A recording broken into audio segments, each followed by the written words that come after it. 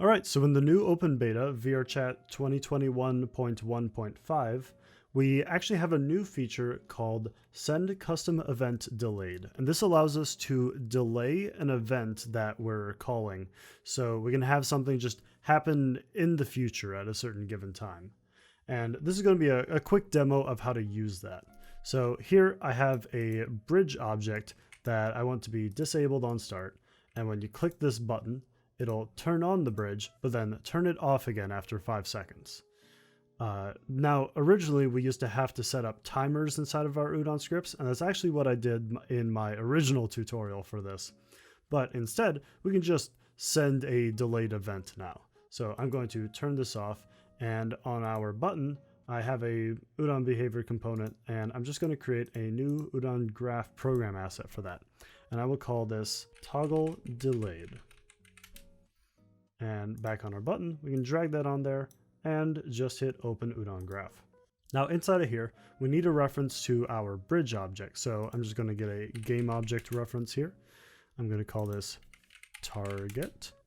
And on the dropdown, we set it to be public. So it shows up in our inspector, and I can drag bridge right in there so we can reference it.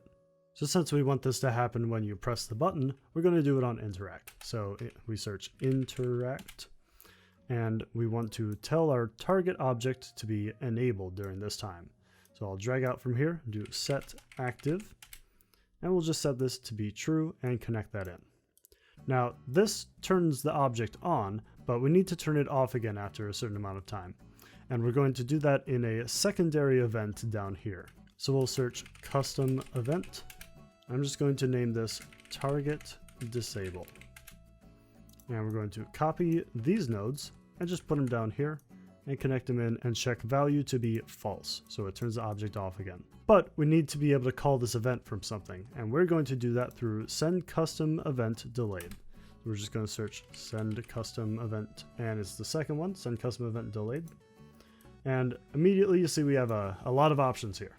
So I'm just going to connect this in first, and then we can go through some of them. Instance, of course, is what Udon behavior this event gets called on, and when it's left empty, it just calls it on the local script, so we don't need to touch that at all. Event name is the name of the event, so we'll just copy target disable and put it in there. Now, for delay, we actually have two different options. There's delay frames, so if we want to have it happen in just 2 frames, we can do that. Or we can have it be seconds, so if we swap from int to float, we can have a delay seconds option. And let's just have this happen in 5 seconds. Lastly, we have event timing. Now this is the event that this event gets called from, and you have either the option of update or late update.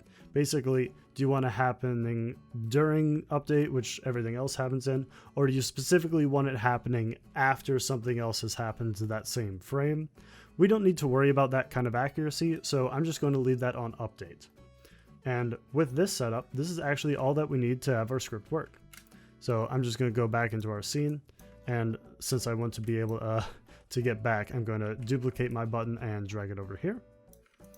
And then with CyanEmu, I'm just going to hit play, and we can test this all out.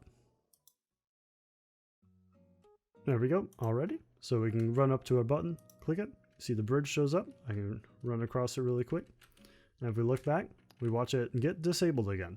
So I can click this and we can run across again.